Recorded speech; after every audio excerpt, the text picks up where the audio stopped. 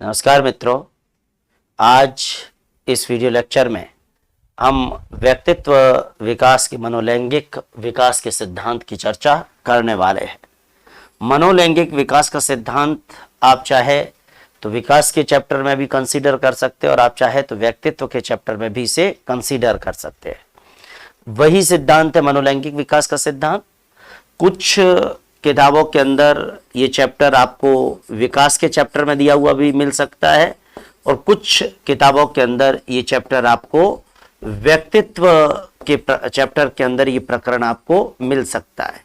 यानी कि मनोलैंगिक विकास का सिद्धांत जो मिस्टर सिगमंड फ्रायड ने दिया, ये आपको अलग अलग बुक्स में अलग अलग चैप्टर में, कईयों में विकास के चैप्टर में, कईयों में व्यक्तित्व के चैप्टर में, आप दोनों में से किसी भी स्थान पर उसे पढ़ लीजिए। पढ़ना अपने को मनोलैंगिक विकास का सिद्धांत है। परीक्षा के अंदर इस पर सवाल पूछे जाते हैं। मैं बताना चाह रहा हूं कि मनोलैंगिक विकास का सिद्धांत मिस्टर सिगमंड फ्रायड का है। मिस्टर सिगमंड फ्रायड जो ऑस्ट्रिया की राजधानी वियना के एक मनोचिकित्सक हुआ करते थे और उन्होंने मनोलैंगिक विकास का एक सिद्धांत प्रस्तुत किया। सिगमंड फ्रायड की बात जब हम करते हैं तो उन्हें बहुत सारे लोग ऐसे हैं जो दुनिया का सबसे गंदा मनोवैज्ञानिक कहते हैं। दुनिया का सबसे गंदा मनोवैज्ञानिक क्यों कहते हैं? क्योंकि छोटे छोटे मासूम बच्चों में अगर किसी ने सेक्सुअल फीलिंग को देखा, अगर किसी ने काम की भावना को देखा, अगर किसी ने यौन की भावना को देखा, तो वो वियना के मनोचिकित्सक मिस्टर सिगमंड फ्रायड थे। मिस्टर सिगमंड फ्रायड के इसी अध्ययन के कारण हिटलर कहता था कि मेरे साम्राज्य में फ्रायडवाद के लिए कोई जगह नहीं। मैं बताना चाहूंगा मिस्टर सिगमंड फ्रायड ने मनोलैंगिक विकास का सिद्धांत दिया और इसमें मनोलैंगिक विकास के सिद्धांत को हम सिगमंड फ्रायड का पंच अवस्था मॉडल भी बोल सकते हैं। पंच अवस्था मॉडल, जैसे हमने पंच कारक सिद्धांत पढ़ा है, पंच कारक मॉडल पढ़ा है, वैसे ये पंच अवस्था मॉडल मनोलैंगिक विकास के सिद्धांत को मिस्टर सिगमंड फ्रायड का पंच अवस्था मॉडल भी कहते हैं। सिगमंड फ्रायड ने यह बताया कि एक व्यक्ति के अंदर अगर हम लोग मनोलैंगिक विकास के सिद्धांत को देखें तो उसमें सिगमंड फ्रायड ने यह बताया कि व्यक्तित्व के जो हमारे इंटरनल एस्पेक्ट्स है, हमारे व्यक्तित्व के जो आंतरिक पक्ष है, हमारे विकास के जो आंतरिक पक्ष है, वो शुरुआत के अंदर, जीवन के प्रारंभ के अंदर स्थापित हो जाते हैं, विकसित हो जाते हैं और विकसित होने के बाद फिर जीवन पर्यंत वो पहलू उस रूप में बने रहते हैं, वो पहलू स्थिर हो जाते हैं। आपको जानकारी हो, व्यक्तित्व के जो आंतरिक पक्ष जिंदगी के अंदर शुरुआत में जिस रूप में विकसित हो जाए, बाद में फिर वो उसी तरीके से, उसी टेंडेंसी के साथ रहते हैं और बाद में उसको बदलना, बाद में उसको परिवर्तित करना बड़ा मुश्किल काम है। मैं अगर सिगमंड फ्रायड के अनुसार मनोलैंगिक विकास के सिद्धांत के अंदर 5 अवस्थाओं का जिक्र करूं, कितनी अवस्थाएं हैं? 5 अवस्थाएं। उन्होंने कहा कि जीवन के अंदर शुरुआत में जो अवस्था होती है उसको कहते हैं मुखावस्था। शुरुआत के अंदर जो अवस्था होती है उसको हम कहते हैं मुखावस्था, ओरल स्टेज। और ये ओरल स्टेज आपको एक बच्चे के जन्म के पहले साल के अंदर दिखाई देती है। बच्चे के जन्म का जो पहला साल है, उस पहले साल के अंदर आपको ये मुखावस्था, ये ओरल स्टेज जो है वो आपको दिखाई देगी।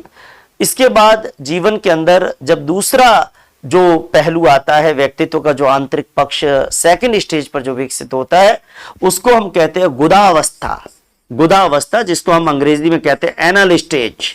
ये गुदावस्था आपको दूसरे और तीसरे वर्ष के अंदर, हमारे जीवन का जो दूसरा और तीसरा वर्ष होता है, उसमें हमारे को ये एनल स्टेज दिखाई देती है, हमारे को ये गुदावस्था दिखाई देती है। और इस गुदावस्था के बाद तीसरा या चौथे से लेके और 5वां, छठा, जिसको हम लिंग प्रधान अवस्था कहते हैं, लिंग प्रधान अवस्था। आपको ध्यान हो, ये बहुत महत्वपूर्ण अवस्था है, लिंग प्रधान अवस्था। अभी मैं जब समझाऊंगा तो मैं आपको ऑडिपस और इलेक्ट्रा जैसी ग्लैंड्स की चर्चा भी इस एज के अंदर करूंगा। मैं बताना चाहूंगा 3 या 4 से लेके 5 या 6 वर्ष की उम्र के अंदर ये अवस्था हमारे को दिखाई देती है, जिसको हम लिंग प्रधान अवस्था कहते हैं। बहुत इंपॉर्टेंट है, क्योंकि देखिए इन अवस्थाओं के माध्यम से हमारा लैंगिक व्यवहार इस प्रकार विकसित हो जाता है कि वो हमारे व्यक्तित्व का एक अभिन्न अंग बन जाता है, हमारे व्यक्तित्व का एक परमानेंट पार्ट बन जाता है। और ये जीवन की शुरुआत में जब ये अवस्था विकसित होती है ना, तो नेचुरल वे में इस तरीके से विकसित होती है कि बाद में उसमें चेंज करना बड़ा मुश्किल काम होता है। चौथी अवस्था जो होती है, जिसको हम कहते हैं काम प्रसुप्ति की अवस्था, काम प्रसुप्ति की अवस्था जिसको हम कहते हैं। और ये काम प्रसुप्ति की अवस्था हमारे को 6 से लेकर और 12 साल के बीच में, बच्चे के जन्म का जो 6 से 12 साल की स्टेज है, उसमें हमारे को ये अवस्था दिखाई देगी। इस अवस्था को अंग्रेजी में कहते हैं लेटेंसी स्टेज। ये लेटेंसी स्टेज है। और लास्ट आता है जननांगीय अवस्था। लास्ट अवस्था कौन सी है? जननांगीय अवस्था। ये जो जननांगीय अवस्था है, ये हमको 12 या 13 के बाद दिखाई देती है। 12 या 13 साल जब ढल जाते हैं तो जीवन के अंदर हमें ये 5वीं अवस्था दिखाई देती है। तो कहने का मतलब, मिस्टर सिगमंड फ्रायड ने मनोलैंगिक विकास के सिद्धांत में 5 अवस्थाओं की बात की। मिस्टर सिगमंड फ्रायड ने मनोलैंगिक विकास के सिद्धांत के अंदर यह कहा कि व्यक्तित्व के जो आंतरिक पक्ष है वो हमारे शुरुआत के अंदर, शुरुआत के 12, 13, 14, 15 साल तक मतलब इस प्रकार विकसित हो जाते हैं कि बाद में भी वो स्थिर बने रहते हैं और बाद में उनमें परिवर्तन लाना बहुत मुश्किल काम होता है। मैंने आपको पहले ही कहा, मनोलैंगिक विकास के सिद्धांत को आप विकास के चैप्टर में भी पढ़ सकते हैं, क्योंकि ये व्यक्ति के शरीर के विकास से संबंधित है। शरीर के आंतरिक जो हमारे अंदर सेक्सुअल टेंडेंसी होती है, बहुत कुछ हद तक ये बात हमारे शरीर की सेक्सुअल टेंडेंसी के बारे में बात करता है। और मैं बताना चाह रहा हूं, विकास से जुड़े चैप्टर के अंदर भी ये सिद्धांत मिल सकता है और बहुत सारी किताबों में आपको व्यक्तित्व के चैप्टर में भी ये सिद्धांत दिया हुआ मिल सकता है। मैं एक एक करके तमाम चीजों की बात करूंगा, लेकिन पहले जैसा कि मैंने बताया, सिगमंड फ्रायड क्या मानते हैं। सिगमंड फ्रायड ने, आपको जानकारी हो, सिगमंड फ्रायड ने व्यक्तित्व के संदर्भ में और विकास के संदर्भ में मनोलैंगिक विकास का सिद्धांत दिया। और इस मनोलैंगिक विकास का सिद्धांत देते हुए उन्होंने क्या कहा? फ्रायड ने मनोलैंगिक विकास का सिद्धांत प्रस्तुत किया। आपको जानकारी हो, इस सिद्धांत के अंदर क्या कहा गया? विकास का सिद्धांत प्रस्तुत किया। इस सिद्धांत के अनुसार व्यक्तित्व के आंतरिक पक्ष आरंभ में स्थापित हो जाते हैं। इस सिद्धांत के अनुसार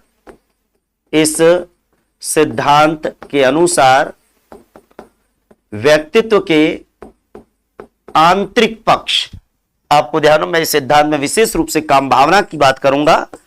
इस सिद्धांत के अनुसार व्यक्तित्व के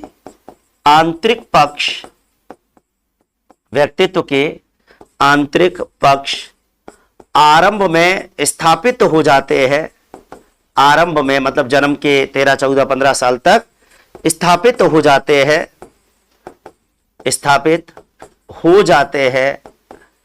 तथा बाद में भी स्थिर रहते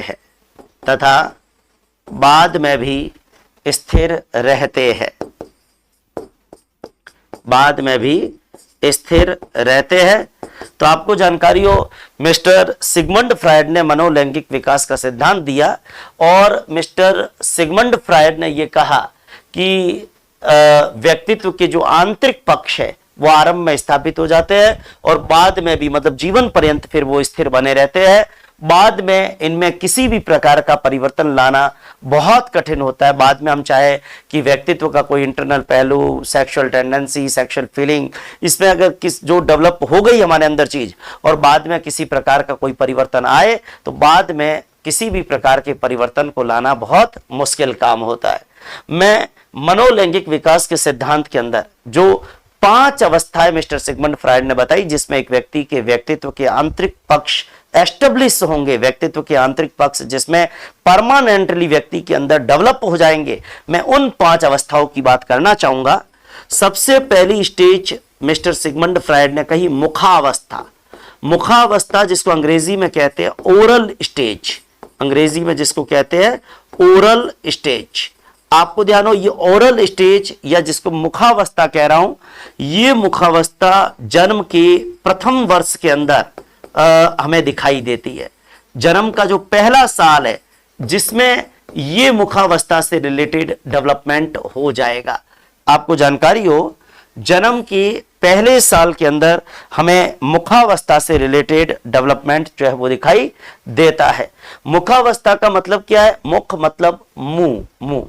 आपको ध्यान हो, एक छोटा बच्चा होता है ना, उसकी आरंभिक क्रियाओं का केंद्र मुंह होता है। जैसे एक बच्चा जब पैदा होता है तो पैदा होने के बाद सबसे पहले वो मां के स्तनों का पान करता है। तो मां के स्तन का पान करेगा, इसका मतलब वो मुंह से मां के स्तनों को चूस कर और दूध को बाहर निकालने की कोशिश करेगा। तो कहने का मतलब क्या है कि यहां पर मुख ही उसके प्राथमिक सुख का केंद्र होता है। बच्चे की जो मूल प्रवृत्तियां होती है वो मुख केंद्रित होती है। मुख ही उसके प्राथमिक सुखों का केंद्र है। और आपको जानकारी हो, एक छोटे बच्चे की काम क्रिया का केंद्र भी, उसकी सेक्सुअल उसकी जो रिएक्शंस होती है उसका केंद्र भी उसका मुंह होता है। मुंह के माध्यम से बच्चा भोजन ग्रहण करता है, मुंह के माध्यम से बच्चा अंगूठा चूसता है, मुंह के माध्यम से बच्चा बलबलाता है, मुंह के माध्यम से बच्चा स्तनपान करता है। ये तमाम एक्टिविटीज बच्चा मुंह के माध्यम से करता है। और मैं बताना चाहूंगा, सिगमंड फ्रायड ने यह कहा कि एक बच्चा जब इस संसार के अंदर आता है तो संसार के अंदर आने के बाद आपको जानकारी हो, उसके जब एक बच्चा संसार के अंदर आता है तो उसकी जो शुरुआती एक्टिविटीज होती है वो उसके मुख के माध्यम से होती है। आपको जानकारी हो, सिगमंड फ्रायड तो यहां तक भी कहता है कि एक वयस्क जो संसार को कटु स्थान मानता है, एक ऐसा वयस्क जो संसार को बहुत बुरा स्थान मानता है, ये वही व्यक्ति होगा। देखो, मैंने यहां पर एक बात कही, आपको जैसे यह लगेगा कि जन्म के पहले साल में जो एक्टिविटी हुई बच्चे के ध्यान में क्या है या फिर बच्चे का उसका भविष्य में क्या प्रभाव पड़ा। मैं एक सिंपल वे में बता रहा हूं। मिस्टर सिगमंड फ्रायड ने क्या कहा? सिगमंड फ्रायड ने कहा कि एक एडल्ट आदमी है और वो संसार को कटु स्थान मानता है। इसका मतलब यही है कि जब वो छोटा था और जब वो जन्म का पहला साल था ना, तो उसको मुंह की एक्टिविटी में प्रॉब्लम हुई होगी। ऐसा बच्चा जिसको शुरुआत के अंदर मुखावस्था में कठिनाई हुई है, शुरुआत के अंदर मां का दूध पीने में जिसको कठिनाई हुई है, शुरुआत के अंदर मुखावस्था में जिसकी नेचुरल एक्शन में प्रॉब्लम हुई है, उस बच्चे के अंदर इस प्रकार के गुण डेवलप हो जाते हैं कि बड़ा होकर भी वो संसार को एक कटु स्थान के रूप में, बुरे स्थान के रूप में देखना प्रारंभ कर देता है। यानी शुरुआत की एक्टिविटीज है, बड़ा होते वो एक्टिविटी हमें याद नहीं है, लेकिन उनका प्रभाव बड़े होने पर भी है। ये बात मिस्टर सिगमंड फ्रायड कहते हैं। तो ये चीज ध्यान देनी है, मिस्टर सिगमंड फ्रायड ने मुखावस्था कब मानी है? मिस्टर सिगमंड फ्रायड ने मुखावस्था जन्म के पहले साल के अंदर मानी है। सिगमंड फ्रायड ने जन्म के पहले साल के अंदर मुखावस्था मानी है। आपको जानकारी हो, इस अवस्था के अंदर बच्चे के तमाम प्राथमिक सुखों का केंद्र क्या है? बच्चे के तमाम प्राथमिक सुखों का केंद्र, बच्चे की मूल प्रवृत्तियों का केंद्र उसका मुख है। बच्चे के प्राथमिक सुखों का केंद्र इस अवस्था में क्या होता है? मुख होता है। बच्चे की मूल प्रवृत्तियां जो बच्चा परफॉर्म कर रहा है, उन मूल प्रवृत्तियों का केंद्र क्या है? मुख है। इस अवस्था के अंदर ध्यान देना, इस अवस्था के अंदर बच्चे की मूल प्रवृत्तियों का केंद्र भी मुख है। इस अवस्था के अंदर बच्चे के प्राथमिक सुखों का केंद्र भी जो है वो मुख है। यानी मूल प्रवृत्तियां मुख केंद्रित है, प्राथमिक सुखों का केंद्र भी मुख है। और मैं बताना चाह रहा हूं कि बच्चे की जो काम क्रिया है, बच्चे की जो सेक्सुअल रिएक्शंस है, सेक्सुअल एक्शंस है, इनका केंद्र भी क्या होता है? मुख होता है। तो कहने का मतलब बच्चे की काम क्रिया का केंद्र कह दो, बच्चे के प्राथमिक सुखों का केंद्र कह दो, बच्चे की मूल प्रवृत्तियों का केंद्र कह दो, ये केंद्र क्या होता है? ये केंद्र मुख होता है। ये बहुत महत्वपूर्ण बात अपने को ध्यान रखनी है। बच्चे की प्राथमिक क्रियाओं का केंद्र क्या होता है? मुख होता है। आपको मैं बताना चाह रहा हूं, बच्चे की प्राथमिक क्रियाएं कह दो, बच्चे के प्राथमिक सुख कह दो, बच्चे की मूल प्रवृत्तियां कह दो, बच्चे की आरंभिक क्रियाएं कह दो, उनका केंद्र क्या है? मुख है। जैसे एग्जाम्पल के तौर पर बच्चा स्तनपान करता है, मां का दूध पीता है, तो मां का दूध वो किसके माध्यम से पिएगा? मुख के माध्यम से पिएगा। जैसे उदाहरण के तौर पर बच्चा अंगूठा चूसता है, तो अंगूठा चूसता है, इसका मतलब ये अंगूठा चूसना, आपको ध्यान हो, छोटा बच्चा अंगूठा चूसता है ना, इसमें सिगमंड फ्रायड ने कहा बच्चे में सेक्सुअल टेंडेंसी है, बच्चे में काम भावना है। छोटे छोटे बच्चों में सेक्स की प्रवृत्ति को देखना, ये अगर किसी मनोवैज्ञानिक ने किया तो सिगमंड फ्रायड ने किया। ये कारण है कि हम दुनिया का सबसे गंदा मनोवैज्ञानिक मिस्टर सिगमंड फ्रायड को मानते हैं। मैं बताना चाहूंगा इसके अलावा भोजन को ग्रहण करना, छोटा बच्चा दूध पीता है, 6-7 महीने का होगा, थोड़ा बहुत अन्न ग्रहण करेगा, तो अन्न भी ग्रहण किससे करेगा, वो मुंह से करेगा। आपने देखा होगा 7-8 महीने का बच्चा है, रेंग रहा है, वो मां की साड़ी को वो भी मुंह से पकड़ेगा। बच्चा, छोटे बच्चे को खिलौना लाके देते ना, वो खिलौना भी मुंह में पकड़ता है, यानी छोटा बच्चा खिलौना भी मुंह में पकड़ता है, छोटा बच्चा अंगूठे को चूसता है, छोटा बच्चा मां के स्तनों का पान करता है, छोटा बच्चा बड़बड़ाता है।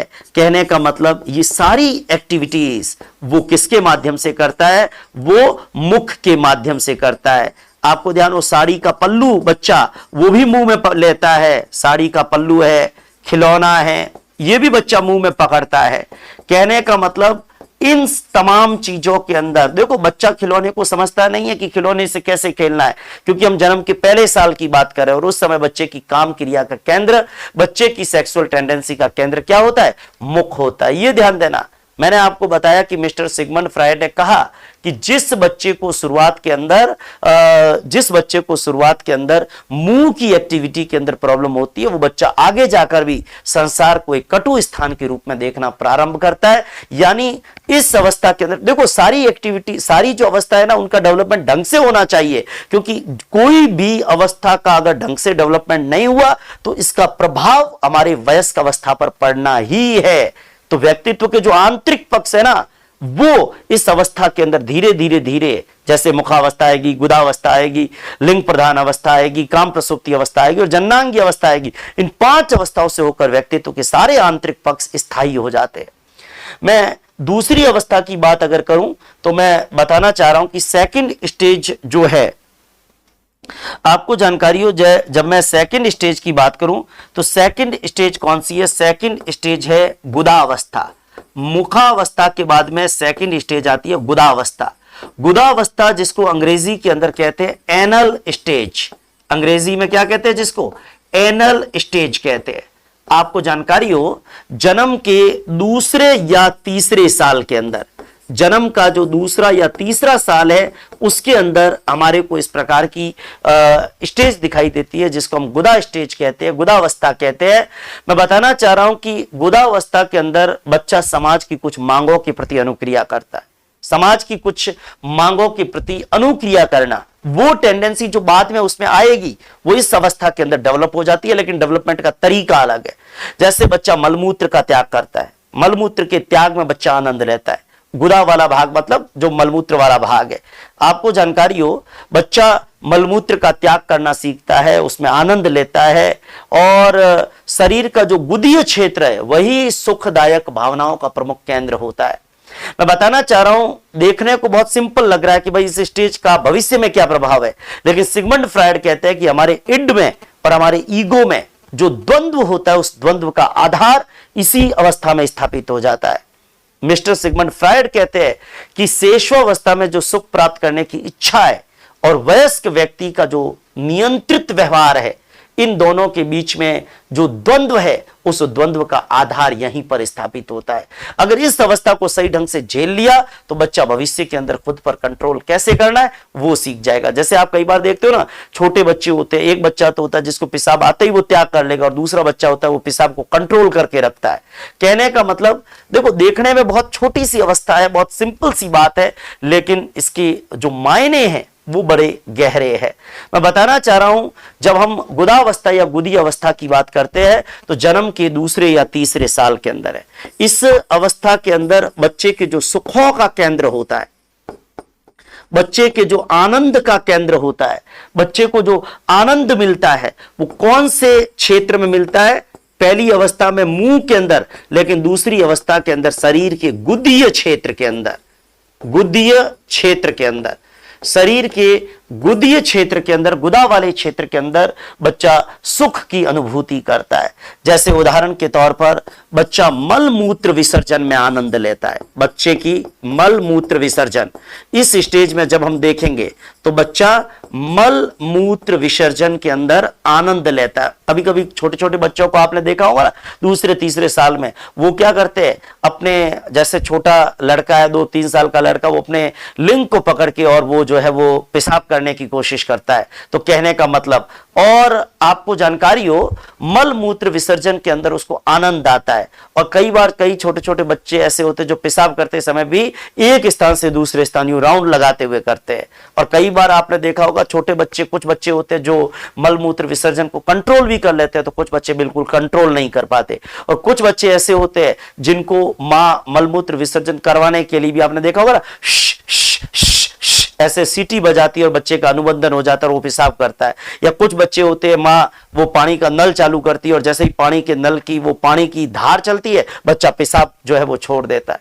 अलग अलग तरीके होते हैं, लेकिन इस अवस्था के अंदर जो बच्चा गुदीय क्षेत्र का जो डेवलपमेंट है वो आसानी से जिस बच्चे का हो गया, वो भविष्य में भी इदम और अहम के बीच में आराम से जो है वो बैलेंस कर लेगा। और आपको जानकारी हो, कहने का मतलब ये चीजें दिखेगी बाद में, लेकिन उसका डेवलपमेंट इस स्टेज के अंदर हो जाता है। तो मल मूत्र विसर्जन के अंदर बच्चे का जैसे आनंद लेना, ठीक है, बच्चा भविष्य के अंदर कंट्रोल कर पा रहा है, तो कंट्रोल कर पाने की जो उसकी सिचुएशन है मैं बताना चाहूंगा, वो सिचुएशन इस अवस्था के अंदर अगर गुदीय क्षेत्र का डेवलपमेंट ढंग से हो गया ना, तो भविष्य के अंदर भी वो अहम में, इदम का मतलब क्या, इदम का मतलब पशु प्रवृत्ति और अहम का मतलब वास्तविकता, इन दोनों में जो द्वंद्व है उस द्वंद्व का आधार यहीं पर विकसित हो जाएगा। देखो यहां कहने को बहुत सरल चीज है कि भाई मल मूत्र विसर्जन में बच्चा आनंद ले रहा है, इसका भविष्य में क्या प्रभाव पड़ेगा, लेकिन सिगमंड फ्रायड के देखने का नजरिया है कि बच्चा मल मूत्र विसर्जन में आनंद ले रहा है, मल मूत्र विसर्जन समय पर वो कर पा रहा है, उससे किसी प्रकार की समस्या नहीं हो रही है, मतलब भविष्य में इदम और ईगो के अंदर वो बैलेंस कर लेगा। ये महत्वपूर्ण बात कौन कहते हैं, ये महत्वपूर्ण बात मिस्टर सिगमंड फ्रायड कहते हैं। मिस्टर सिगमंड फ्रायड इसके अंदर भी एक गूढ़ अर्थ को ढूंढते। देखो गंदी गंदी बातें करके भी गूढ़ अर्थ को ढूंढा, भले ही उन्होंने गंदी बातें करी, लेकिन आज हम उन बातों को पढ़ रहे हैं, मतलब गंदी बातें होने के बाद भी उन बातों में सच्चाई है, इसलिए मिस्टर सिगमंड फ्रायड की बातें हम आज भी पढ़ते हैं। आपको जानकारी हो, उन्होंने कहा कि शरीर का गुदीय क्षेत्र ये सुखदायक भावनाओं का केंद्र होता है। बच्चा मल मूत्र विसर्जन के अंदर जो है वो आनंद लेता है। आपको मैं बताना चाहूंगा, इदम और अहम, इदम और अहम, इद और ईगो, इसमें जो द्वंद्व है उस द्वंद्व का आधार इस अवस्था में विकसित हो जाता है। मतलब इस अवस्था में अगर सही डेवलपमेंट है ना, भविष्य में इद ईगो में बैलेंस कर लेगा। इदम ईगो के अंदर द्वंद्व का आधार इस अवस्था के अंदर स्थापित हो जाता है, स्थापित हो जाता है। और साथ ही एक बात मैंने कही कि शेषावस्था की सुखेच्छा और वयस्क का नियंत्रित व्यवहार की मांग। शेषावस्था में तो सुख प्राप्त करना, क्योंकि नैतिकता होती नहीं है, तो शेषावस्था की सुखेच्छा, शेषावस्था में इदम की प्रवृत्ति है, मतलब सुखेच्छा है। शेषावस्था की सुखेच्छाओं व वयस्क व्यक्ति के नियंत्रित व्यवहार की मांग, वयस्क के नियंत्रित व्यवहार की मांग, नियंत्रित व्यवहार की मांग के मध्य, मांग के मध्य द्वंद्व का आधार, द्वंद्व का आधार स्थापित हो जाता है, स्थापित हो जाता है। देखो इस अवस्था के अंदर अगर डेवलपमेंट सही है तो इड और ईगो में बैलेंस भी हो जाएगा, वयस्क व्यक्ति बड़ा होगा तो नियंत्रित व्यवहार भी कर पाएगा। तो डेवलपमेंट सही ढंग से होना हर अवस्था का जरूरी है। कोई भी अवस्था में डेवलपमेंट में कठिनाई होगी तो उसका इफेक्ट आपको वयस्क अवस्था में होने वाला है। तो सेकंड स्टेज कौन सी है? सेकंड स्टेज सिगमंड फ्रायड ने कहा गुदावस्था। दूसरे और तीसरे साल में गुदीय क्षेत्र ही शरीर के सुख का केंद्र होता है।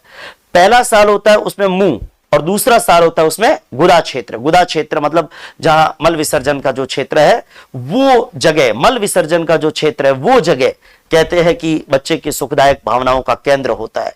इस अवस्था का डेवलपमेंट सही हो गया तो इदम और ईगो के अंदर द्वंद्व का आधार स्थापित हो जाएगा और शेषावस्था की सुख की जो इच्छा है, जो शेषावस्था में तो बच्चा की टेंडेंसी इद्दी होती है, उसे हर चीज में सुख ही सुख चाहिए, और वयस्क का जो नियंत्रित व्यवहार है उसकी बीच में जो द्वंद्व का आधार है वो भी इस स्टेज के अंदर डेवलप हो जाएगा। लेकिन इन दो अवस्थाओं के बाद अब मैं एक तीसरी स्टेज पर बात कर रहा हूं, वेरी इंपॉर्टेंट स्टेज है, और तीसरी अवस्था है लिंग प्रधान अवस्था। ध्यान दें, तीसरी अवस्था जिसका नाम है लिंग प्रधान अवस्था, या जिसको लैंगिक प्रधान अवस्था कह सकते हैं। लिंग प्रधान अवस्था कहिए, और या फिर आप इस अवस्था को क्या कहेंगे, लिंग प्रधान अवस्था की जगह आप इसे लैंगिक प्रधान अवस्था भी कह सकते हैं। अंग्रेजी में इसको कहते हैं फैलिक स्टेज, अंग्रेजी के अंदर इसको हम कह सकते हैं फैलिक स्टेज। और ये आपके कौन सी अवस्था के अंदर दिखाई देगी, लिंग प्रधान अवस्था या फैलिक स्टेज की बात जब हम करते हैं तो आपको जानकारी हो, ये लिंग प्रधान अवस्था या फैलिक स्टेज वाली जो चीज है ना, ये 3 या 4 से लेके फैलिक स्टेज जिसको हम कह सकते हैं, मैं बताना चाहूंगा ये फैलिक स्टेज है, फैलिक स्टेज है, और ये आपकी होती है 3 या 4 से लेके 5 या 6 साल के बीच में ये अवस्था विकसित हो जाती है।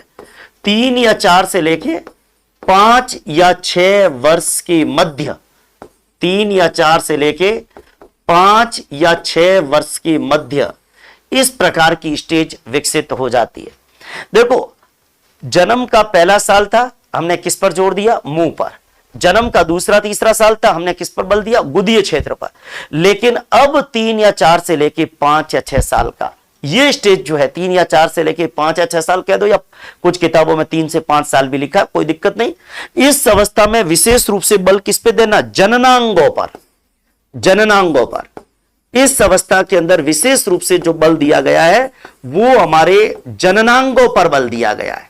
मतलब हमारा जो जननांगों का डेवलपमेंट है, देखिए हमारी काम भावना में परिपक्वता हो या नहीं हो उससे फर्क नहीं पड़ता, लेकिन हमारे जननांगों पर बल, जननांगों के डेवलपमेंट पर बल इस अवस्था के अंदर दिया जाता है, जिसको हम कहते हैं लिंग प्रधान अवस्था।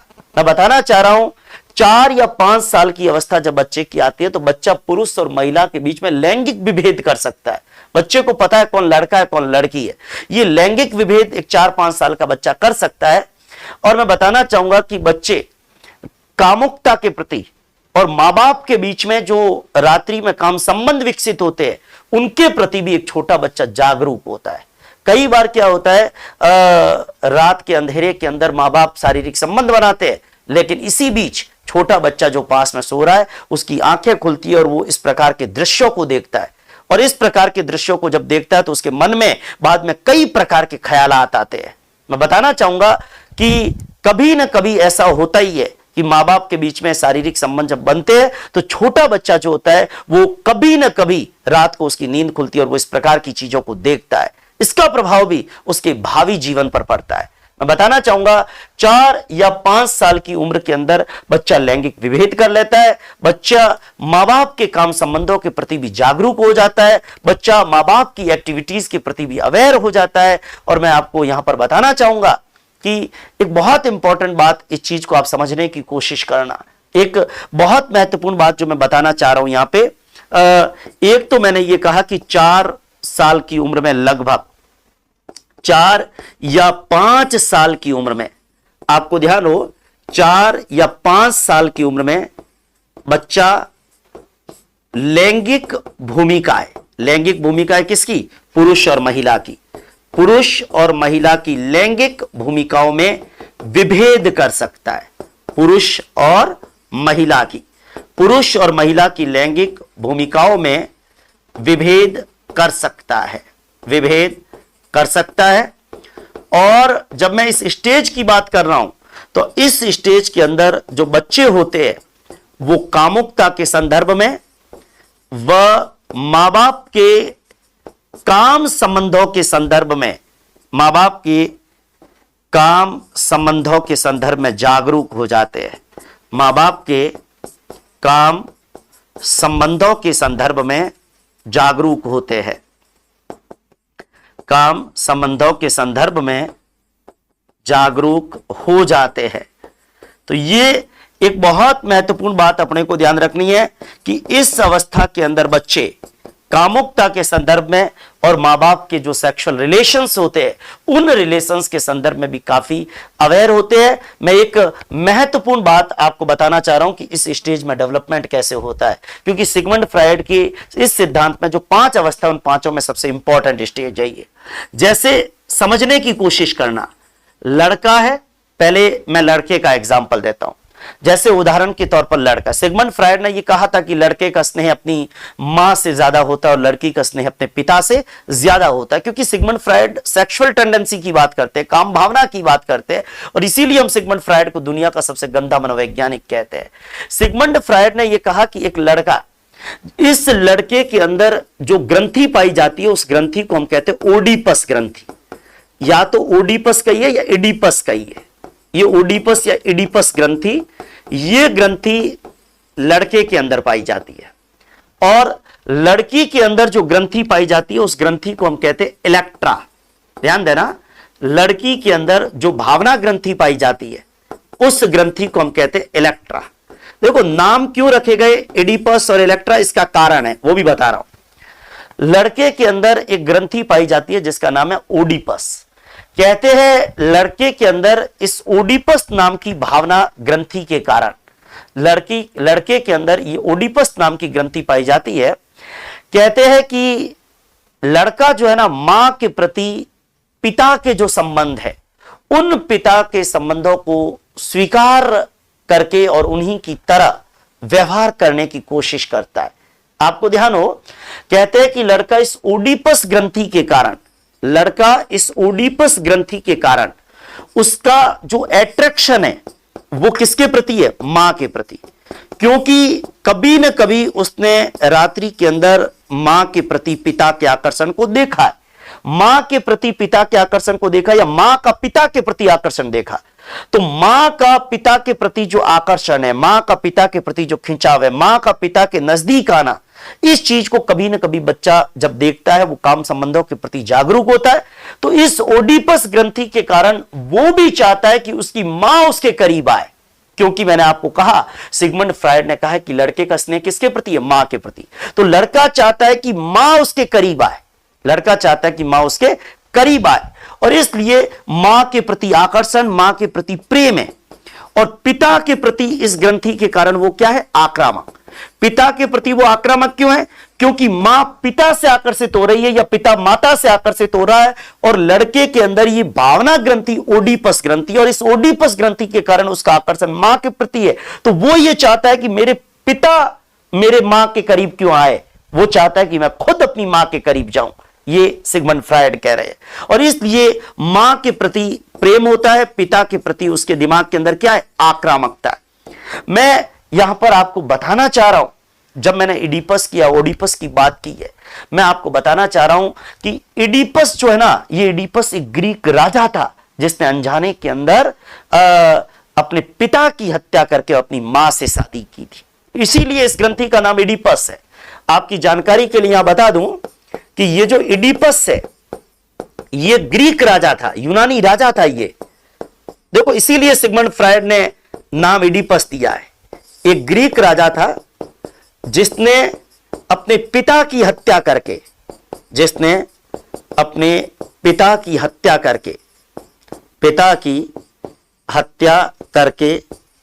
अपनी मां से शादी की थी। पिता की हत्या करके अपनी मां से शादी की थी। किसने? इडीपस ने। आपको ध्यान हो, इसीलिए इस ग्रंथि का नाम इडीपस रखा गया है। इडीपस इस ग्रंथि का नाम क्यों रखा गया है? क्योंकि इडीपस एक ग्रीक राजा था और जिसने अपने पिता की हत्या करके मां से शादी की, मतलब इडीपस का अपनी मां से शादी करना।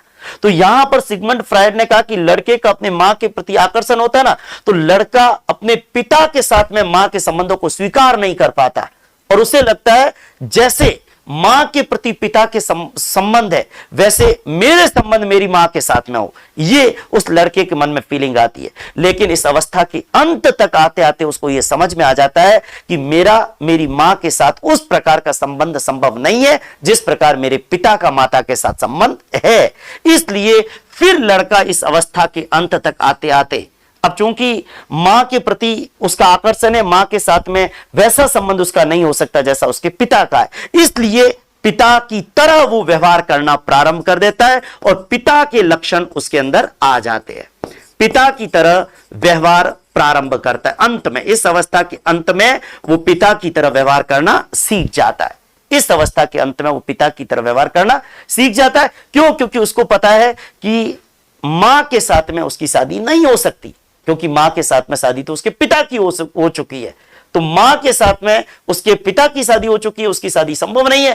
तो मां के प्रति जो आकर्षण है, इसके कारण वो मां और पिता के संबंधों को शुरुआत में स्वीकार नहीं कर पा रहा था, लेकिन अब धीरे धीरे उसने उन संबंधों को स्वीकार किया और अब वो भी अपने पिता की तरह व्यवहार करना प्रारंभ कर देता है, ताकि मां का आकर्षण, मां का प्रेम उसको मिलता रहे और मां को मां के रूप में फिर धीरे धीरे वो स्वीकार कर लेता है। ये कौन कह रहा है? ये मिस्टर सिगमंड फ्रायड कह रहा है। इसी तरीके से मिस्टर सिगमंड फ्रायड इलेक्ट्रा ग्रंथि के बारे में भी बात कर रहे हैं। मिस्टर सिगमंड फ्रायड इलेक्ट्रा के बारे में क्या बात कर रहे हैं? मिस्टर सिगमंड फ्रायड, मैं बताना चाहूंगा, ध्यान देना, बहुत महत्वपूर्ण बात, समझना इस चीज को। मिस्टर सिगमंड फ्रायड इलेक्ट्रा ग्रंथि, लड़की के अंदर कौन सी भावना ग्रंथि है? इलेक्ट्रा ग्रंथि। वो कहते हैं कि इसी इलेक्ट्रा ग्रंथि के कारण लड़की का प्रेम किसके प्रति है? पिता के प्रति। जैसे लड़के का ओडिपस के कारण मां के प्रति था, तो लड़की का इलेक्ट्रा के कारण प्रेम किसके प्रति है? पिता के प्रति। और लड़की ने भी इस अवस्था में कभी न कभी, छोटी लड़की है, उसने कभी न कभी अपने माँ बाप के संबंधों को देखा होगा, और माँ बाप के संबंधों को देखा होगा तो लड़की का संबंध, लड़की का आकर्षण मां से नहीं, पिता से। तो वो ये चाहती है कि जैसे उसकी मां और उसके पिता के संबंध है, वैसे ही उसके संबंध उसके पिता के साथ में हो। देखो, सोचे या नहीं सोचे ये हम पता नहीं कर सकते, ये सिगमंड फ्रायड ने कहा है। उसने कहा कि इस प्रकार की फीलिंग होती है, इस प्रकार की फीलिंग होती है। लड़की कभी न कभी अपने माँ बाप के संबंधों को, माँ बाप के आकर्षण को, माँ बाप के प्रेम को, माँ का पिता के प्रति, पिता का माँ के प्रति खिंचाव को जब वो लड़की देखती है, तो उस लड़की के मन में फीलिंग आती है कि मेरा ये आकर्षण मेरे पिता के प्रति होना चाहिए। लेकिन इस अवस्था के अंत तक आते आते उसको भी समझ में आ जाता है कि जैसा उसकी मां का पिता के साथ संबंध है, वैसा उसका संबंध पिता के साथ नहीं हो सकता। तो लड़की भी इस अवस्था के अंत तक आते आते मान लेती है कि मैं मां, वो चाहती तो है कि पिता का उसके प्रति आकर्षण हो, ठीक है, लेकिन पिता का वैसा संबंध उसके साथ संभव नहीं है जैसा उसकी मां के साथ है। तो अब वो पिता के साथ, उसके दिमाग में आता है कि मैं मां की तरह अनुकरण करूंगी ना, तब पिता मुझे पसंद करेंगे, और इसलिए मां की तरह व्यवहार करना वो सीख जाती है। देखो, लड़का पिता की तरह और लड़की मां की तरह अपने व्यवहार को डेवलप कर लेती है इस अवस्था के अंत तक आते आते। और इलेक्ट्रा के बारे में भी एक बात बताना चाहूंगा। इलेक्ट्रा नाम क्यों रखा गया? इलेक्ट्रा एक ग्रीक कैरेक्टर है जिसने अपने भाई के द्वारा अपनी मां की हत्या कराई थी, और वो प्रतीकात्मक रूप में अपने पिता से विवाह चाहती थी। आपको मैं जानकारी दूं, इलेक्ट्रा कौन थी? इलेक्ट्रा एक ग्रीक चरित्र थी। इलेक्ट्रा एक ग्रीक चरित्र थी जिसने अपने भाई के माध्यम से, जिसने अपने भाई के माध्यम से पिता की हत्या कराई थी। भाई के माध्यम से पिता की हत्या कराई थी। वह प्रतीकात्मक रूप में, वह प्रतीकात्मक रूप में पिता से विवाह चाहती थी, पिता से विवाह चाहती थी। आपको ध्यान हो, पिता से विवाह, सॉरी मैंने यहां पे उल्टा लिख दिया, माता की हत्या करवाई थी, क्योंकि पिता से तो विवाह चाहती थी। ध्यान दे,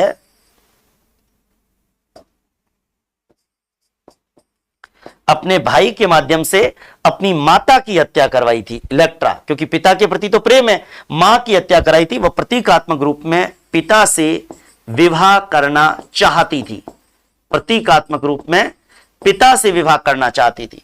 देखो, मिस्टर सिगमंड फ्रायड कहते हैं कि इस अवस्था के अंदर लड़की में ऐसी फीलिंग आती है कि उसका आकर्षण पिता के प्रति, और वो चाहती है कि पिता के साथ उसका विवाह हो जैसे मां का है, ठीक है। लेकिन इस अवस्था के अंत तक आते आते उसे समझ में आ जाता है कि उसकी शादी उसके पिता से संभव नहीं है, क्योंकि मां की पिता के साथ शादी हो चुकी है और मां का पिता के साथ जो संबंध है वो उसका संभव नहीं है।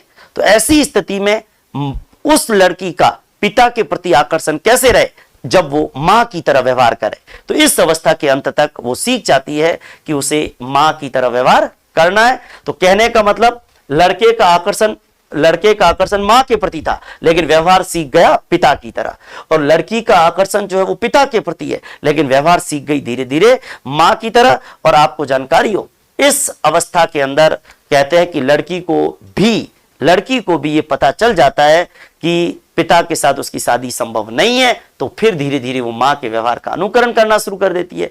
लड़के को इस ओडिपस ग्रंथि के कारण मां से उसे पता चल जाता है मां से शादी संभव नहीं है, तो वो पिता की तरह व्यवहार का अनुकरण प्रारंभ कर देता है। तो इस अवस्था के अंत तक लड़के लड़की क्रमशः पिता और माता का क्या कर देते हैं, तादात्मीकरण। मैं बताना चाहूंगा, आपको ध्यान हो, इस अवस्था के अंत तक ग्रंथियां पूछ लेना तो ध्यान रखना, लड़के के अंदर कौन सी ग्रंथि, ओडिपस, और लड़की में इलेक्ट्रा, भावना ग्रंथि। इस अवस्था के अंत तक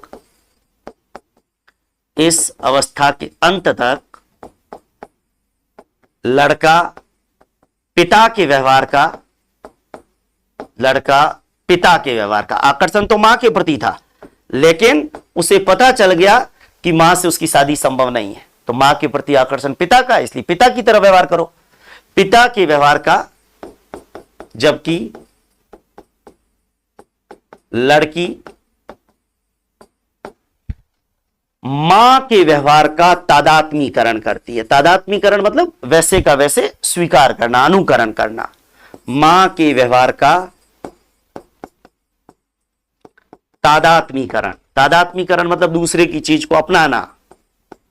तादात्मीकरण समायोजन की युक्तियों में आगे आत्मीकरण, तादात्मीकरण, वो जब समायोजन का चैप्टर है उसमें बहुत डिटेल से समझाया गया है।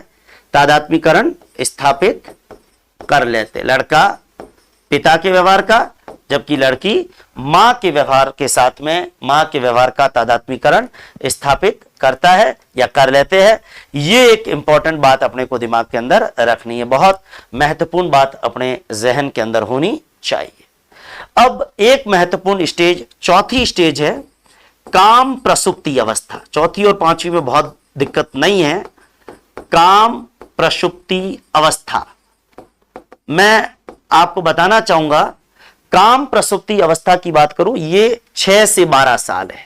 ये कौन सी अवस्था है, 6 से 12 साल, 5 या 6 से 12 साल कह सकते हो। इसके अंदर काम की इच्छा बिल्कुल निष्क्रिय होती है। देखो आप, श्रेष्ठावस्था में काम भावना होती है, बाल्यावस्था में काम भावना प्रसुप्त होती है, और किशोर अवस्था में वापस काम भावना आएगी। तो ये अवस्था ऐसी होती है, आप विकास का चैप्टर है ना, उसमें ये पढ़ते हैं कि बाल्यावस्था में बच्चा समलिंगियों के साथ समूह बनाता है। समलिंगियों के साथ समूह का मतलब क्या है, लड़के का लड़कों के साथ ग्रुप और लड़कियों का लड़कियों के साथ ग्रुप। क्यों, क्योंकि विषम लिंगी के प्रति आकर्षण की भावना यहां पर नहीं होती। इस अवस्था में समलिंगियों के साथ समूह बनाने की प्रवृत्ति। समलिंगी का मतलब क्या है, लड़के का लड़के के साथ और लड़की का लड़की के साथ, ठीक है।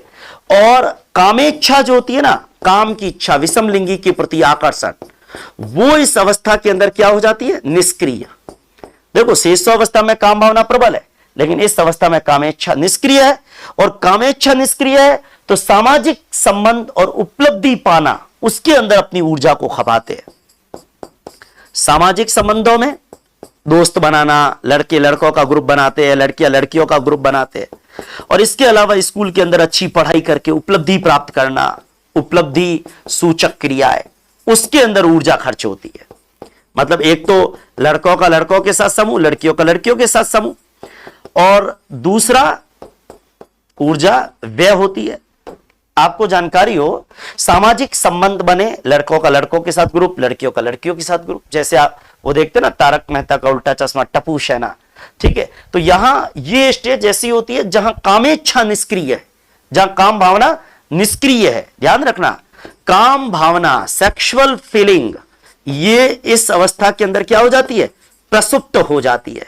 इस अवस्था के अंदर प्रसुप्त हो जाती है। और समलिंगियों के साथ समूह, यानी लड़का लड़कों के साथ और लड़कियां लड़कियों के साथ ग्रुप बनाने की टेंडेंसी इस अवस्था के अंदर आ जाती है। और आपको जानकारी हो इस अवस्था को हम क्या कहते हैं? इस अवस्था को हम लोग काम प्रसुप्ति की अवस्था कहते हैं। इस अवस्था को हम लेटेंसी की स्टेज कहते हैं। लेटेंसी की स्टेज कहते हैं। और अब पांचवी स्टेज, अंतिम स्टेज आ रहा हूं, जननांगीय अवस्था। जननांगीय कह दीजिए, जननेन्द्रिय कह दीजिए। जननांगीय या जननेन्द्रिय अवस्था। और जननांगीय या जननेन्द्रिय अवस्था की बात हो तो यह अवस्था आपके 12 या 13 साल के बाद है। आपको ध्यान हो, किशोरावस्था के अंदर 12 या 13 से 18 साल किशोरावस्था है। तो किशोरावस्था के अंदर आपको जानकारी हो, बाल्यावस्था में जो सेक्सुअल टेंडेंसी एक तरीके से निष्क्रिय हो गई थी, किशोरावस्था के अंदर उसी काम भावना की पुनः अभिव्यक्ति होती है और काम संबंधी आचरण की परिपक्वता। काम व्यवहार होता है ना, यौन व्यवहार। देखो, शेषावस्था में भी काम प्रवृत्ति है, किशोरावस्था में भी काम प्रवृत्ति है, पर दोनों में फर्क है। शेषावस्था में बच्चे की सेक्सुअल टेंडेंसी, बच्चे को खुद को पता नहीं कि उसका व्यवहार कैसा, जैसे अंगूठा चूस रहा है या फिर अपने सेक्सुअल ऑर्गन्स के हाथ लगा रहा है, बच्चे को नहीं पता। पर एक किशोर को यह पता है कि उसे काम की अभिव्यक्ति कहां करनी चाहिए, किसके सामने करनी चाहिए।